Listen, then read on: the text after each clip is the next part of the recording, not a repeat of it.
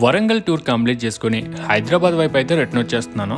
On the వేలో భువనగిరికి దగ్గరలో left సైడ్లో కాంతులతో విరాజిల్లుతూ టెంపుల్ అయితే కనిపించింది. స్వర్ణగిరి శ్రీ వెంకటేశ్వర స్వామి యొక్క ఆలయం భువనగిరి జిల్లా మానేపల్లి కొండల్లో ఉంది. నైట్ టైం చాలా సూపర్గా ఉంటుంది. ఈవినింగ్ టైం మీరు వెళ్ళి లైటింగ్స్ ఇవన్నీ ఎక్స్పీరియన్స్ చేయాలి అనుకుంటే నైట్ టైం వరకు అక్కడ ఉండండి. ఏ విధంగా ఉంటుంది, ఎలా వెళ్ళాలి అనేది కంప్లీట్గా తెలుసుకుందాం. ఈ టెంపుల్ హైదరాబాద్ నుంచి 50 కిలోమీటర్స్ దూరంలో ఉంది. వరంగల్ నుంచి అయితే 120 కిలోమీటర్స్. ఈ టెంపుల్కి మన ఓన్ వెహికల్తో ఈజీగా చేరుకోవచ్చు. 2 వీలర్తో 4 వీలర్తో ఈజీగా రావచ్చు. అలా కాకుండా అయితే డైరెక్ట్ బస్సెస్ కూడా ఉన్నాయి. హైదరాబాద్ నుంచి డైరెక్ట్ బస్ సౌకర్యం ఉంది. జూబ్లీ బస్ స్టాండ్ నుంచి ఇక్కడికి డైరెక్ట్ బస్సెస్ ఉంటాయి. Metro, non electric AC buses ఉంటాయి. అలా కాదు అనుకుంటే భువనగిరి వరకు బస్తో వచ్చి అక్కడి నుంచి మళ్ళీ ఆటో లేదా బస్ క్యాచ్ చేయొచ్చు. ఆల్మోస్ట్ టెంపుల్ దగ్గరికి అయితే వచ్చేసాను.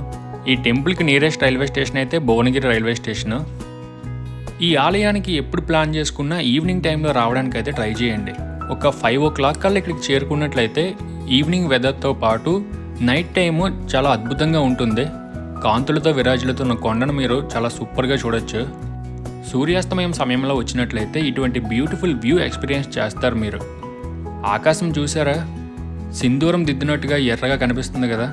మీకేమనిపిస్తుందో కామెంట్ చేయండి.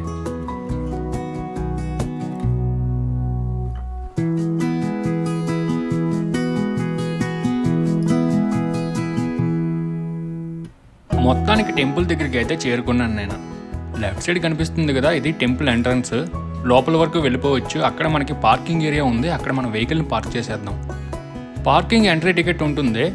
4 వీలర్కి అయితే 40 రూపీస్, 2 వీలర్కి అయితే 20 రూపీస్ ఛార్జ్ చేస్తారు.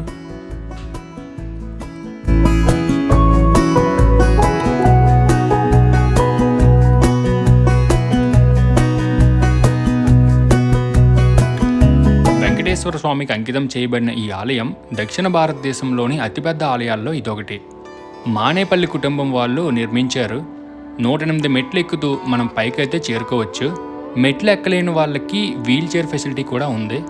పైకి వచ్చేసిన తర్వాత అద్భుతమైన, సుందరమైన, కాంతులతో విరాజిల్లుతున్న టెంపుల్ని అయితే మనం చూడొచ్చు. టెంపుల్ లోపలికి వెళ్ళడానికి ఎటువంటి టికెట్ అయితే అవసరం లేదు. మొబైల్, స్మార్ట్ గ్యాడ్జెట్స్ లాంటివి అయితే అలౌ చేయరు. అక్కడ కౌంటర్స్ ఉంటాయి. 5 రూపీస్ టికెట్ జమ చేసేయాలి. వెస్ట్రన్ డ్రెస్లో అయితే అలౌ చేయట్లేదు. ఫార్మల్ డ్రెస్సెస్లో అయితే అలౌ చేస్తారు. అండ్ లేడీస్ అయితే ఓపెన్ హెయిర్తో వెళ్లకుండా ఒక జడ వేసుకోవాలి ఖచ్చితంగా. అక్కడికి వచ్చిన తర్వాత చెక్ చేసినా వాళ్ళు చెప్తారు జడ వేసుకోండి అని చెప్పి. సీతమ్మ వాకిట్లో సిరిమల్లి చెట్టు సినిమాలో వెంకటేష్లా నేను ఇలానే ఉంటాను, నేను నాలానే వెళ్తాను అనుకుంటే అవ్వదు. ఇక్కడ రూల్స్ ఫాలో అవుతూ ఇన్ టైంలో దర్శనం చేసుకోవడానికి అయితే ట్రై చేయండి. ఎర్లీ మార్నింగ్ 5 o'clock నుంచి నైట్ 9 o'clock వరకు ఓపెన్లో ఉంటుంది. మధ్యాహ్న సమయంలో కొంతసేపు విరామం ఉంటుంది. అర్చన, అభిషేకం లాంటివి చేయాలి అనుకుంటే అడ్వాన్స్గా బుక్ చేసుకోవచ్చు. లేదంటే అక్కడ టికెట్ కౌంటర్స్లో అయినా టికెట్స్ తీసుకోవచ్చు. 100 నుంచి 200 మధ్యలో టికెట్స్ ఉంటాయి. అడ్వాన్స్ బుకింగ్ కోసం వెబ్సైట్ లింక్ డిస్క్రిప్షన్లో ఇస్తున్నాను, ఒకసారి చెక్ చేయండి. ఈ టెంపుల్ నుంచి ఇంకో 20 కిలోమీటర్స్ డ్రైవ్ చేసుకుంటూ వెళ్ళినట్లయితే యాదగిరిగుట్ట నరసింహస్వామి యొక్క దర్శనం కూడా చేసుకోవచ్చు. ఆ టెంపుల్కి ఏ విధంగా వెళ్ళాలి అనేది నేను ఆల్రెడీ వీడియో చేశాను. డిస్క్రిప్షన్లో లింక్ ఇస్తున్నాను, చూడండి.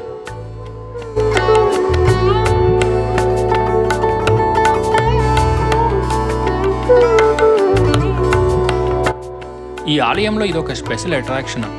శేషపాన్పు మీద శయనిస్తున్న నారాయణ్ని చూడొచ్చు.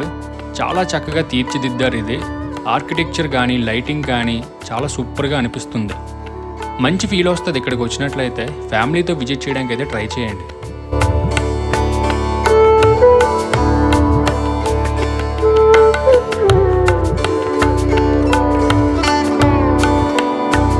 ఇది బయట నుంచి వ్యూ. ఈ విధంగా చాలా బ్యూటిఫుల్గా కనిపిస్తుంది. మీకు నచ్చిందో నచ్చలేదో లైక్, కామెంట్ ఏదో ఒకటి చేయడం మాత్రం మర్చిపోకండి. ఏవైనా డౌట్స్ ఉంటే ఇన్స్టాగ్రామ్లో మెసేజ్ చేయండి. లింక్ డిస్క్రిప్షన్లో ఇస్తున్నాను. మీరు కొంచెం సపోర్ట్ చేస్తే 20Kకి దగ్గరలో ఉన్నాం. తొందరలో రీచ్ అవుతాం. మరిన్ని వీడియోస్ కోసం ఛానల్ని సబ్స్క్రైబ్ చేయడం మాత్రం మర్చిపోకండి. Thank you.